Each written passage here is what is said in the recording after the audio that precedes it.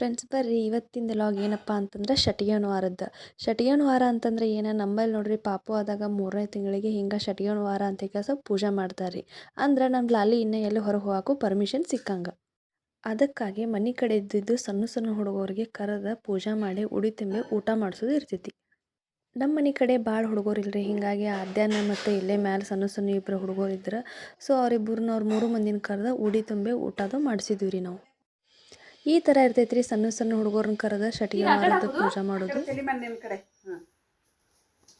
ನೋಡ್ರಿ ಇವತ್ತ ವೈಭವ ಬೈ ಅಕ್ಕಿ ಮ್ಯಾಲ ದಾಟ ಹಿಂಗ್ ದಾಟ ಆಟ ಇತ್ತಿಯಲ್ಲ ನೀ ಆಟ ಆಡಕ್ ಹೋಗುನ್ ಬಾನ್ ಬಲಗಾಲ ಇಡ ಬಲಗಾಲ ರೈಟ್ ಲೆಗ್ ಕಾಲಿಂದ ದಾಟ ಆಟ ಆಡಕ್ ಹೋಗ್ ಬಾನ ಬಂದ್ ನಡಿ ಹೊರಗ್ ನಿಂದ್ರ ನೀ ಬಾ ಅದ್ದೆ ಇವ್ರ ತಮ್ಮ ಎದ್ದು ಅದೇ ನೀನು ಬಲಗಾಲ ಇಡ ಈ ಕಾಲ್ ಇಡ್ಬೇಕಾ ಸಾವಕಾಶ ಬಾ ಅಂತಾರ ಬಂದ್ಲ ನಿನ್ಯಾಗ ಹೋಗ್ರಿ.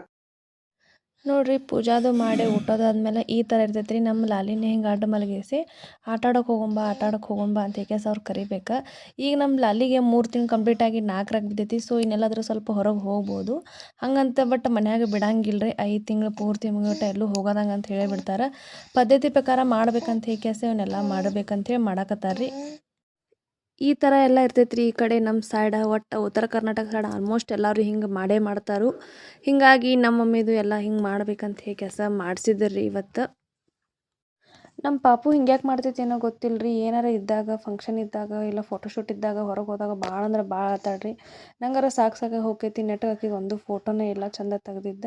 ನೋಡಿರಿ ಈ ಥರ ಇರ್ತೈತಿ ಎಲ್ಲ ಪೂಜೆ ಮಾಡೋ ಪ್ರೊಸೆಸ್ ನಮ್ದು. ಪೇಪರ ಪೆನ್ನ ಯಾಕೆ ಇಟ್ಟೇವಪ್ಪ ಅಂತಂದ್ರೆ ಏನೋ ಶಟ್ಯವ ತಾಯಿ ಬಂದ ಪಾಪುಂದು ಹಣೆ ಬರ ಬರೆದು ಹೋಗ್ತಾಳಂತ. ರಾತ್ರಿ 1 ಡೇ ನೈಟೆಲ್ಲ ಪೂಜೆ ಇಡಬೇಕು ರೀ. ಹಿಂಗಿತ್ತು ರೀ ನಮ್ದು ಇವತ್ತಿಂದ ಡೇ ಲಾಗ್.